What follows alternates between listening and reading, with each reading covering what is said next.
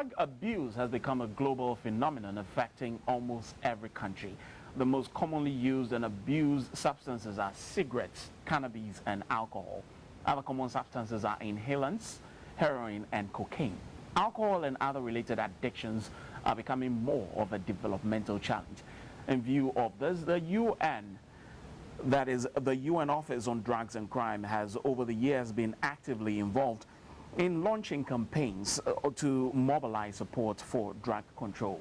Now, the world over, there are initiatives to increase support for prevention of drug use that is based on science, and that's an effective investment in the well-being of children, the youth, their families, and their communities.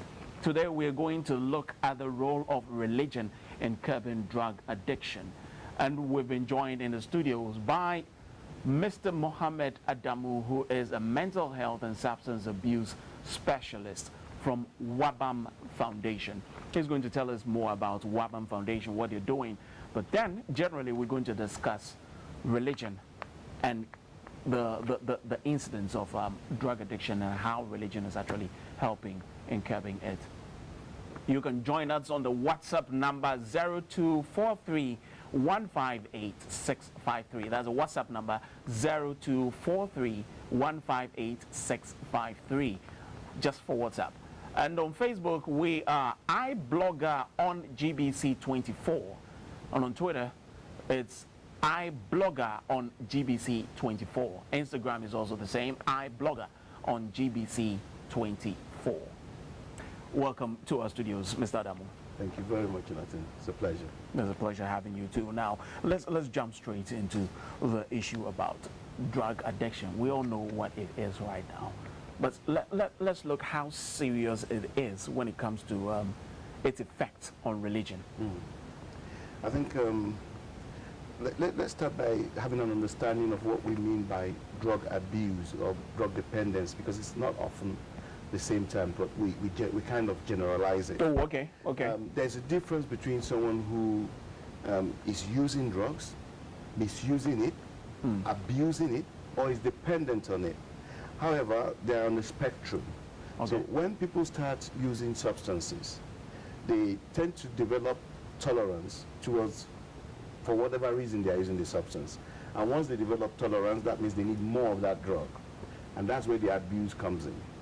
But for the purpose of today's topic, I want us to look beyond the traditional, what we will normally think of when drug abuse comes to mind.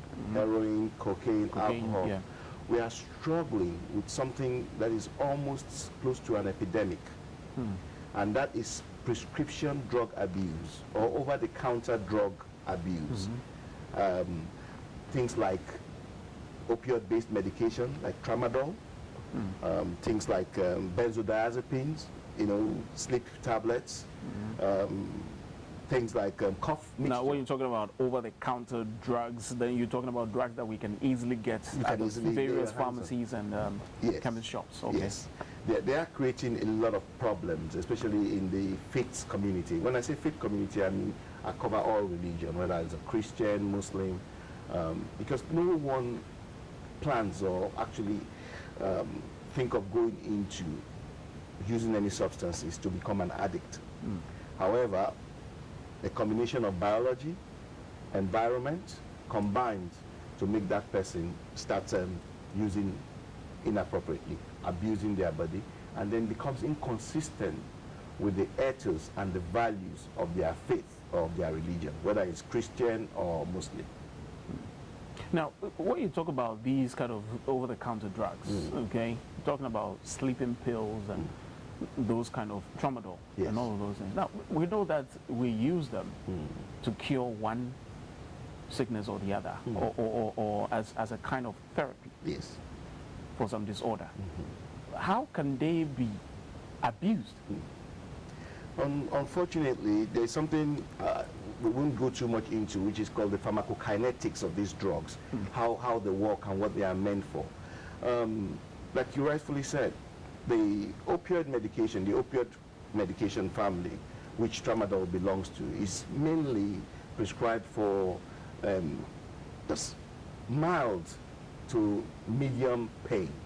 There are other stronger opioids out there that are for more medium to severe pain. Now, when these medications are not used as intended or as prescribed by a licensed practitioner, a doctor, it can have a different effect. For example, somebody who is going to have a surgery or who just came out of a surgery, you've broken your leg in an accident or something that you need a strong painkiller for, something stronger than your normal Panadol, paracetamol. A doctor can prescribe tramadol to help you with the pain, cope with the pain while he's going through the healing process. But at the same time, this tramadol can be abused when somebody who is not prescribed the medication gets access to the medication over the counter, or from, like we have in West Africa, most cities in West Africa, not just Ghana, we have hawkers who hawk some of this medication.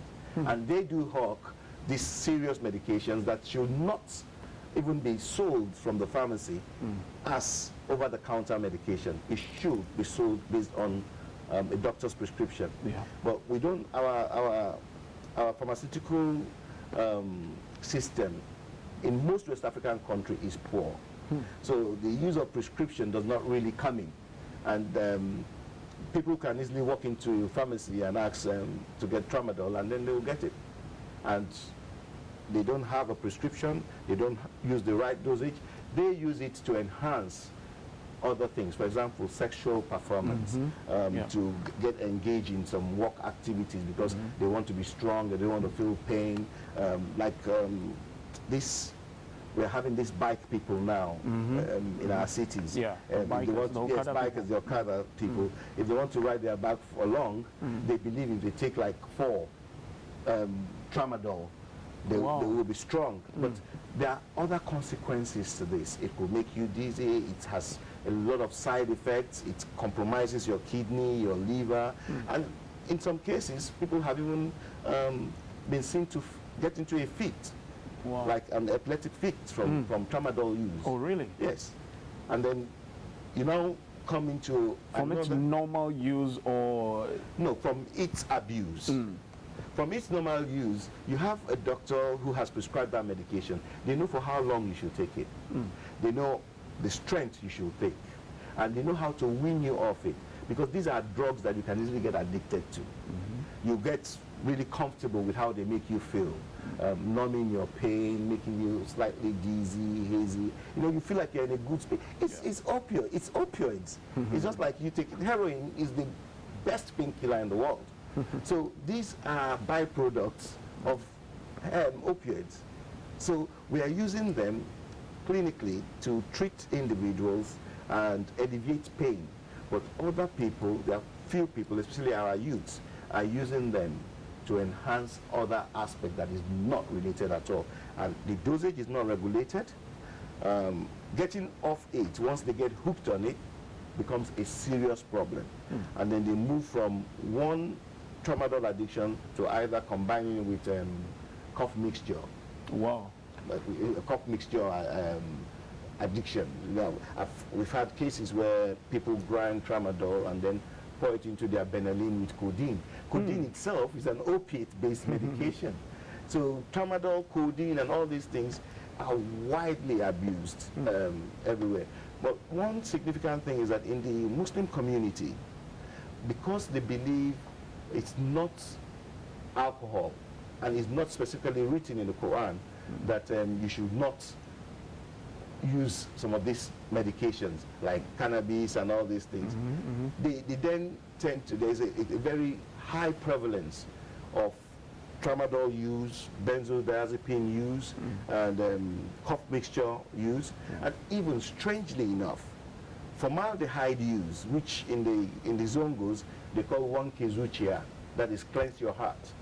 And you have some of these guys who does the fingernail cutting, and then they clack. Yes, you see them moving around. They sell 1 Kizuchia. They sell formaldehyde, which is an embalming fluid used to embalm dead bodies. Dead bodies, yes. Wow. So they sell it in the ghettos.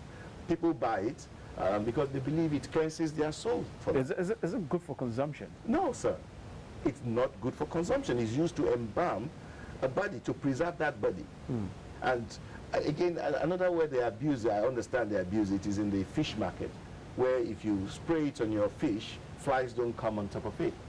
So drinking something as toxic as that, just because you want to get high or you want to feel hazy, it's crazy. That's crazy. Where do they get this kind of information? What's their source? Oh, the world is a smaller place now, sir. The world is much, much smaller. The internet, it's amazing what you can find on YouTube. It's amazing what you just put something in Google and you'll see. And we have Ghanaians, we travel a lot. Ghanaians or West Africans really travel a lot. They live abroad. And some of these kids or young men who have lived abroad and have come back with some extremely scary knowledge of drug taking, drug mixtures, and then the local individuals who admire them because of the way they dress, the way they talk, their accent, tends to copy some of the things they do. For example, we've seen most of the clients we have seen in our center in Nima are second generation Ghanaians, second generation Ivorians, Nigerians, who have lived abroad and have gotten into, because they went there to study. And then they've gotten themselves into hooked addiction up on problems, drugs. and they couldn't continue with their studies. They get sent back home. And while they are home, parents don't know where to take them to or what to do.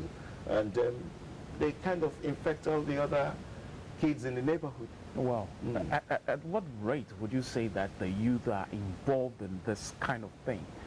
Well, unfortunately, let's look at the prevalence. Unfortunately, we don't have proper statistics. But what we are seeing on the front line, and if you go on Facebook, there is a doctor, Dr. Yao, I can't pronounce his last name. He's the chief executive of Brain Clinic.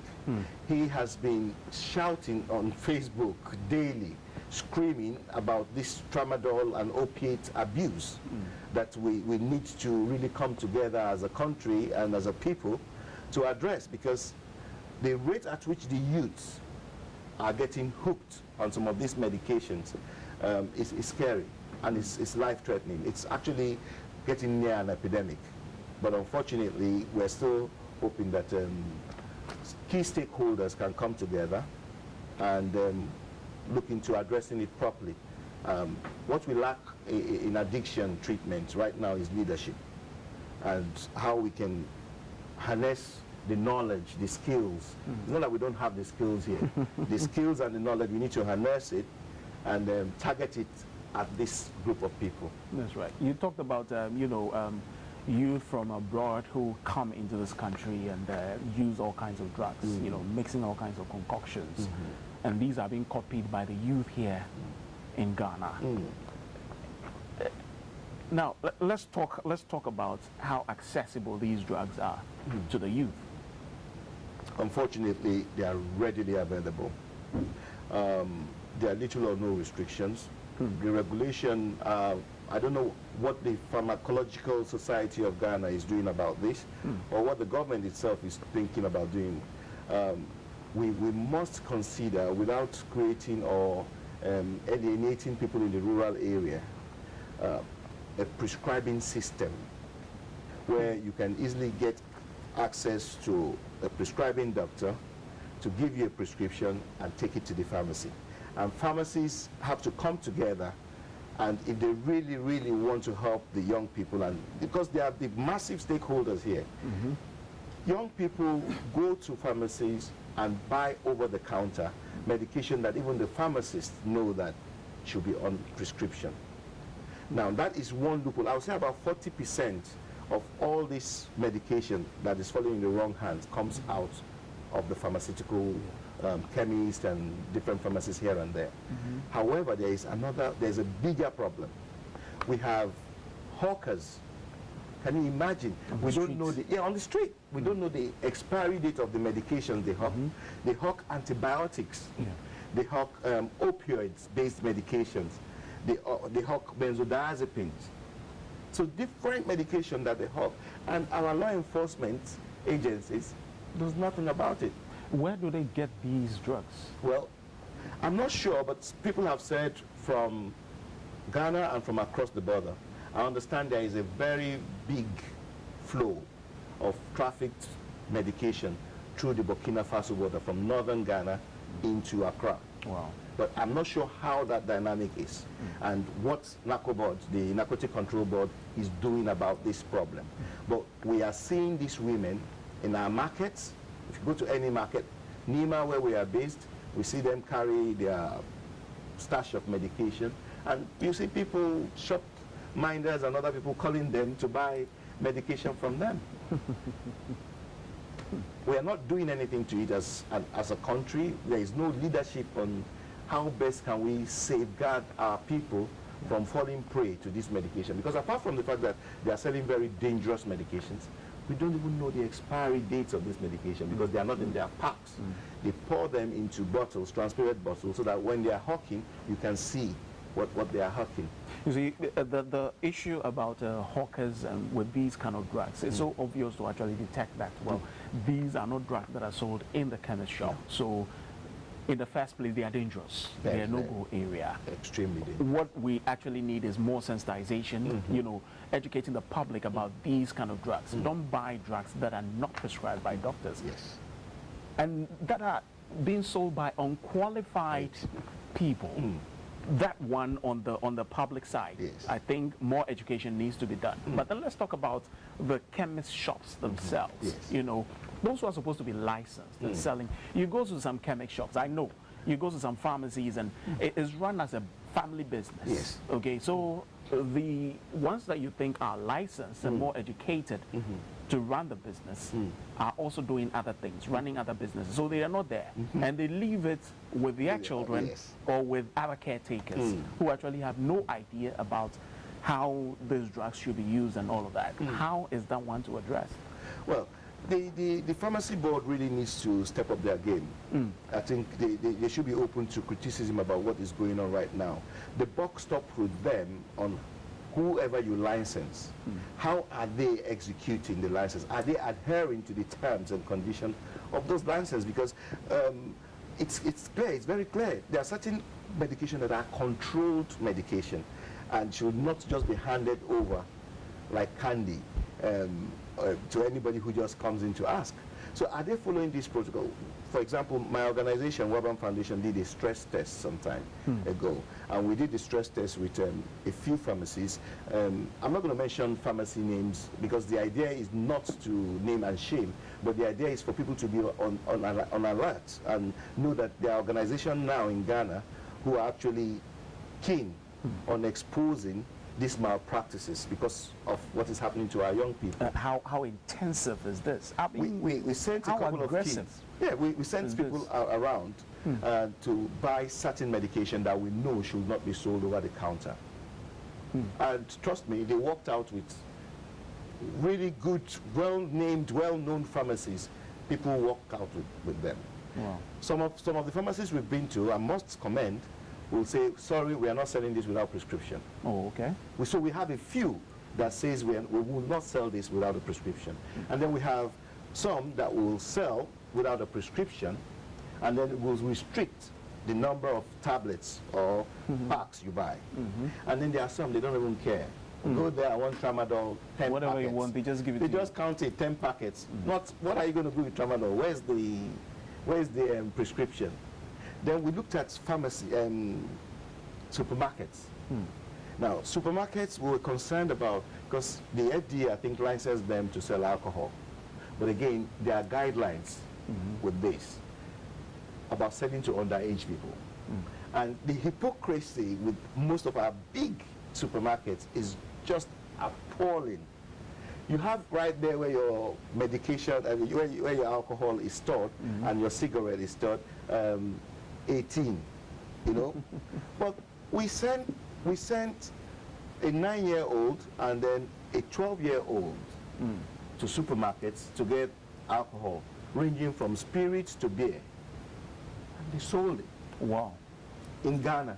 Normally when you go to the supermarket, you just go to the stalls or the shelves and then you just pick whatever you want to take. And take it to the counter. Take it to the counter and then the counter lady doesn't, I don't know if they doesn't care who is getting it. It's just like a robot. They just scan it and then money, and that's it. Wow.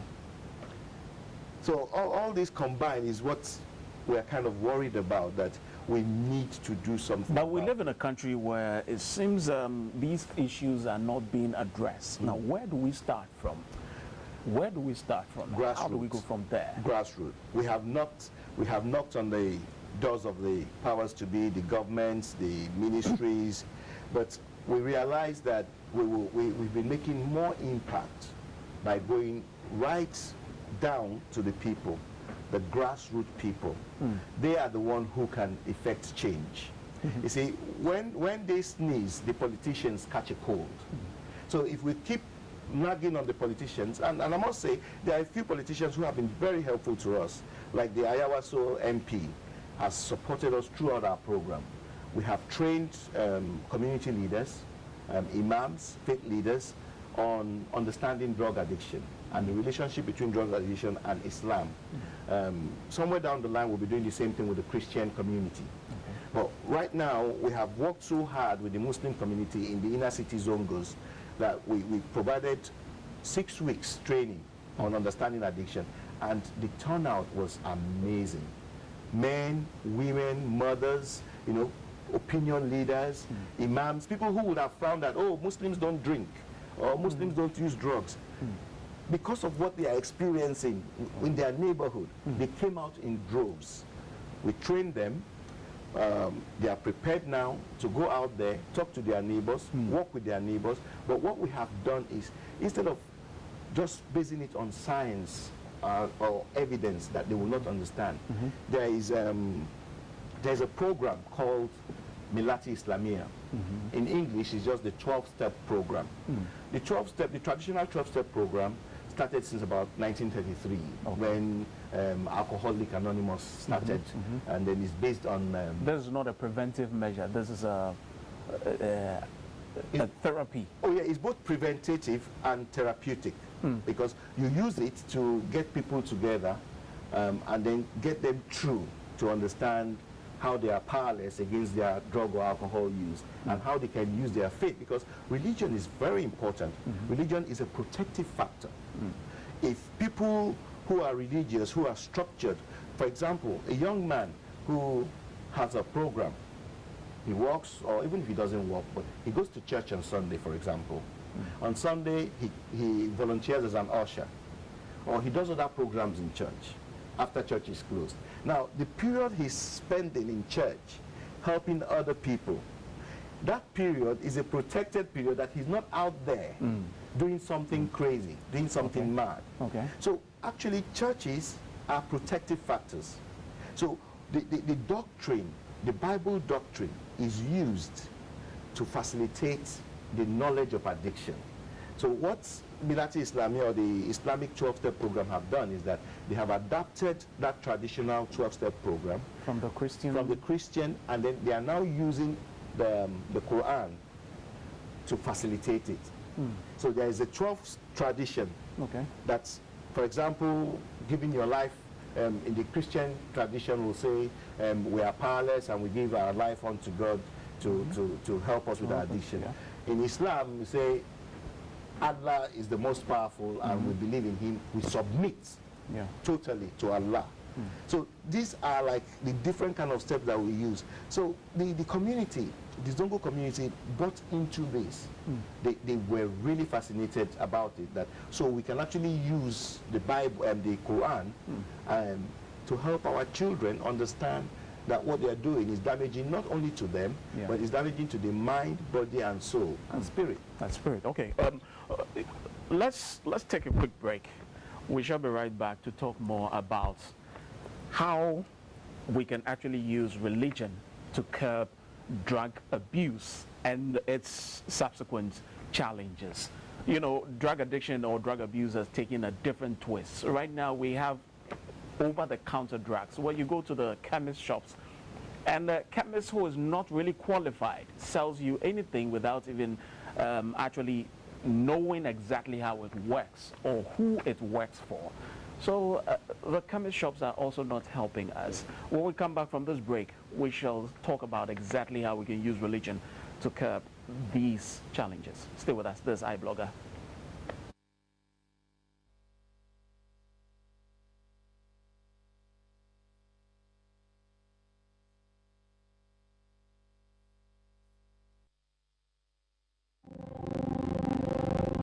Can you tell which of these children was not born free? Can you tell which of these children was not born equal? Can you tell which of these children does not deserve to be treated with dignity?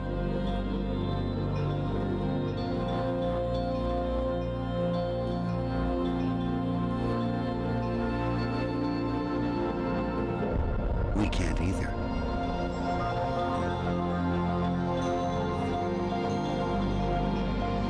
Human right number one. We are all born free and equal. What are human rights? Find out at youthforhumanrights.org. Joe. Steven. Eric, over here. I'll take him right there. All right, take you. You, over here.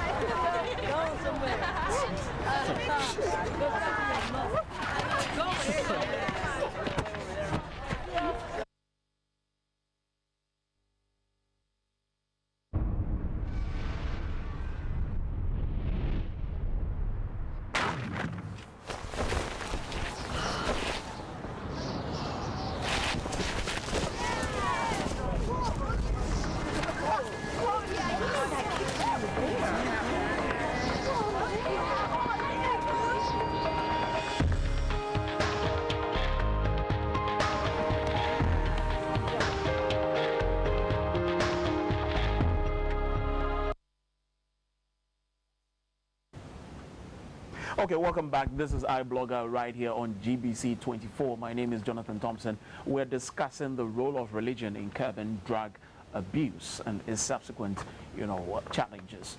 And we have in the studios with us Mr. ADAMU Mohammed, who is a mental health and substance abuse specialist from WABAM Foundation. We've talked a lot about drug addiction and the twists that is always taken. Right now, we're talking about the role of religion in curbing it. Now, let's talk about recovery, how important it is in drug addiction. Because addiction is a progressive illness, and along the way, there are lots of lapses and relapses. And most importantly, addiction is a lifestyle change. People, if you ask a group of addicts in a room to make a list, 1 to 4, what is most important to them in their life, you'll be amazed. They might say their mother, number 1, their children if they have, education, and their faith, God. Okay. On that list, you will never see any one of them write alcohol or drug. No. But when you now ask them, so if this is not one of the 4 priorities in your life, the most important thing in your life, how come you are preoccupied with this thing?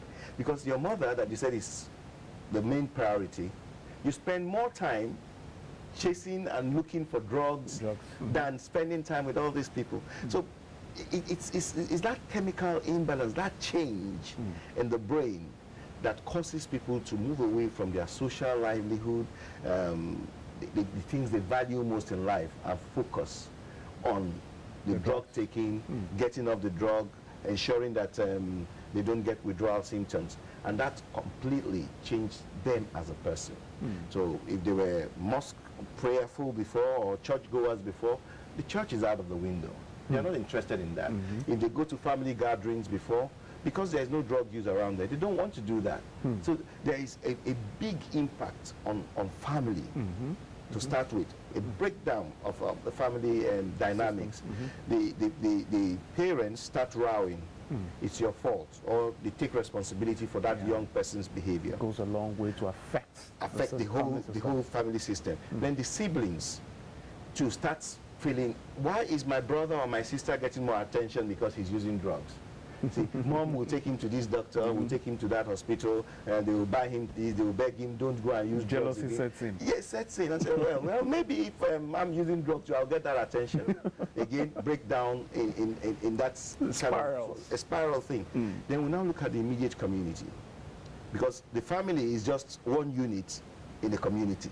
Okay. Now, there are other kids the same age as that young man who will copy or follow suit with what he's doing. So we start to pollute our community. Then our community values start to disintegrate. So, for example, in the Muslim community where alcohol is frowned at seriously, there is increased alcohol use in the Muslim community. It's not because Islam has said, oh, take a leave from the prohibition, you can drink. No, it's because of our environment, our society. The world has become a very small place. There are lots of stressors out there that people are looking for different ways to cope with it. And they are looking away from their upbringing, the values they brought them up with, the religion they brought them up with. So what we aim to do, because recovery is for life, is an ongoing process. And it's not just by going to see a doctor or going to see an addiction specialist that you can overcome your addiction. It's about changing your lifestyle. The things that are protective factors, highlighting what you value most. Relationship with your family, highlighting it, relationship with your God. If you believe that your body is a spiritual space and you should not pollute it, then we start amplifying this. So hence how we introduced the Islamic 12-step to the Zongo community. And what they are now doing is they have embraced the 12-step program and they are now thinking of actually launching it throughout Muslim communities, not only in Accra, but in Ghana as a whole. In Ghana as a whole. Now, before we go on with how it has extended, what is the 12-step approach? The 12-step approach, the traditional 12-step approach started since about 1933, when the Alcoholic Anonymous group started. They started a 12th tradition, which is based on the Holy Bible, on the teachings of the Bible, and how you can use the higher power to help you overcome your addiction. And acknowledging that your addiction has taken control of your life. So it started with Christianity? It started from the Christian? Oh yes, it started from the Christian. In 1989, in Baltimore, in the United States, there's a gentleman called Zaid Imani. He was at the masjid, that's the mosque, in Baltimore. And there are lots of Muslims. It was a big Muslim community. And just like now, what we're experiencing now, there was a lot of drug use, alcohol use, over-the-counter medication use. But when they send them to go for treatment in drug treatment centers, the young people and some of the older ones do not identify with the teachings because they think, this is just about Christian doctrine. So it has nothing to do, I don't identify with it. So he started seeking a way of how to adapt that doctrine to Islam, if I might say, Islamatize it. So he now went ahead and used the Quran and drew out some key verses in the Quran. And that is how he started the Islamic 12-step. So between 1989 and 1996, this program grew so well that even in mainstream treatment, clinical settings, they found out that it complements drug treatment, just like the AA and the Narcotic Anonymous complement drug treatment.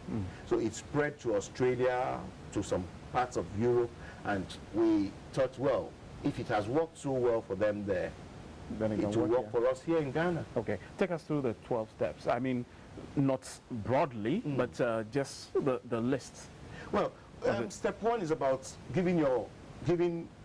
accepting that Allah is merciful and He's the main person who has all, who you give your life to. You are submitting, complete submission. So you acknowledge that God is the supreme. He is the supreme. Complete submission to Allah, and that your addiction is stronger than you, and that you believe God can help you overcome your addiction. And acknowledging one of the steps, I'm not saying them as accordingly, but in one of the steps is acknowledging that addiction has caused you to harm people around you, and you are willing to make amends by going to these people and apologizing and acknowledging what you have done. And again, by taking the word to other users, by preaching the word to other users, that God indeed, if you believe strongly, you have faith in God, then you have faith that your addiction is a problem that God can help you overcome. Okay. So while we encourage that, but we then say the reality of things is addiction as well is a biological thing. So don't fold your hands and say, I'm just going to sit in the church, or I'm just going to go to the mosque and pray 15 times instead of 5 times. You still need to address the biological aspects of addiction. You still need to go and see someone, a specialist, who will be able to take you through what is going on in your brain, how your brain has been affected. So seeing a specialist is part of the 12 steps? It's part of it, Okay. because it's integrated. It's not alone. It's complementary to addiction treatment. Okay. So 12-step alone, either traditional 12-step alone or Islamic 12-step alone, is not enough. Okay. You have to seek proper addiction treatment. When you combine these two, and proper addiction treatment based on medication is not alone as well, because the lifestyle aspect of it can only be addressed by your faith, your belief. Do no harm to somebody else. But if you are using drugs and you are driving, or you are drinking alcohol and you are driving, the chances of you knocking someone down and killing the person is high. You don't want to kill another God's creation. It's against your religious ethics or values. Okay. So some of these things are what we are trying to promote among faith community. Okay, but before we go to the projects that you're doing, now we get into it, let me ask you this fundamental question. Now, I know of a rehabilitation center, now defunct, Okay. that actually believes that you can use just Christianity, that's the Bible, to actually solve the issue of drug addiction. You know, provide therapy for the drug abuser. Does religion alone, from the way you're talking, it's as if religion alone cannot be used to disabuse that perception? Yes. You see, it's a very sensitive area, because then it's like you are doubting your faith. But religion alone cannot solve addiction problems. In some people it has, but the relapse rate from only the 12 steps program is high. Explain that to me. Okay. For example, if somebody have an addiction problem now, my brother or my sister or my work, and I'm looking for a treatment center, there are faith-based treatment centers, like the one you said is defunct. It was a faith-based treatment center, and we still have some up till now. Yeah. I mean, majority of our rehabs in Ghana are faith-based. What they practice is the 12-step, the 12 tradition, the AA, and they use the Bible. Using the Bible. Using the Quran. Bible. However, the relapse rate, when I say relapse rate, when the person is still within the rehab, it helps because they go through their Bible, they read their Bible, they put in the fear of God in them. But the moment they leave the rehab and they go back into the community, in the community there are so many influences, negative influences. Now, their faith is challenged. Because let's be honest. I want to use an analogy. Somebody says they want to build a mosque, right? And why is it not good enough to say, oh, inshallah, Allah will build the mosque for us? Or the pastor says we want to build a church. Why is it not enough for us to say, oh, Jesus or God will build that church for us? Why do we have to cough out money to build the church? Okay. So God will build the church, technically does not build the church. Somebody still will have to put their hands in their pocket and bring out the money to buy the blocks, to buy the land, to buy this. It's the same thing. If you are using the Bible to treat addiction, there is a maladaptation in the brain that the Bible is not going to address. The Bible is going to address your character defects. The Bible is going to try and shape in your lifestyle, improve your values, so that you can become more God-fearing.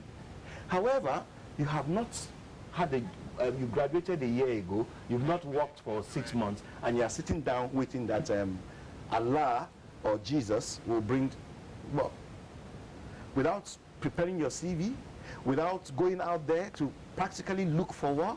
Okay, it seems we'll run out of time. But basically what you're trying to say is that you don't just concentrate on the spiritual aspect and leave the physical aspect too. So you need to go and see a therapist and all of that. It works better when you integrate the two. Beautiful. Tell me more about WABAM Foundation and this, what do you call it? Milati Islamia. Milati Islamia. Yes, WABAM Foundation is the West African Behavioral Health, Addiction and Recovery Management Foundation. We are a treatment, a prevention, and a consultancy organization. We provide residential drug treatment for people, but in a clinical way, clinical drug treatment. Okay. And we incorporate spirituality, the same 12-step. And then we have a community open access center where anybody can just walk in and find out information about somebody's drug use. Or we do free screening, and then we can do an assessment of whatever the person is using and how best we can help them, either in the community or a rehab. And then the Milati Islamia is one of our projects that is aimed at addressing the endemic and the high prevalence of drug and alcohol use within the Muslim community.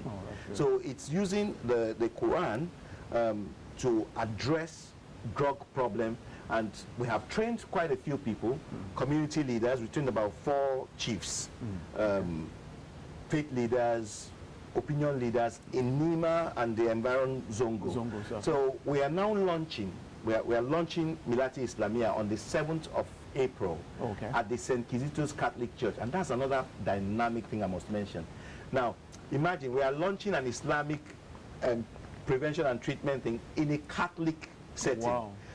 The relationship between the Catholic Church and the Muslim community in Nima is amazing. I wish we could document it for the world to see. When it's 12 midday, if you are in Nima, you will hear Holy Mary, Mother of God, on the loudspeaker.